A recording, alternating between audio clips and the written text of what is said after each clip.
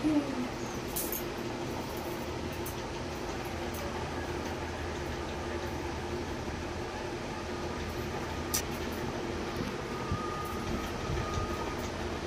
বুঝলে তারপরে कर देबे बुझले। यस तुझे मेरी पता है पूरी बदन दर्द कर रही है घूमने के बाद थोड़ी सी मसाज कर देना डार्लिंग। देखो তোমাদের नीचे करो তোমাদের थोड़ा खींचो। তোমাদের যে কষ্ট হলে তোমরা শুয়ে থাকো না হলে যে কোনো কাজ করো।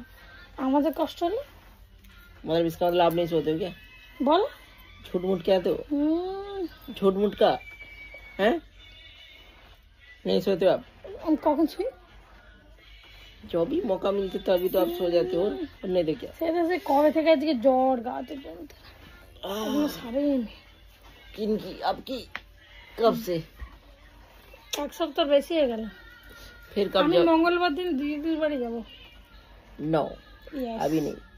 আমার শরীরটা খুব অসুস্থ ওর জন্য আমি যাবো। अच्छा ठीक है নাহলে অন্য দিক आप অন্য तो জায়গায় নিয়ে फिर যাবে চলো। आप लोग चले जाओ ठीक है मैं बाद में जाता हूँ।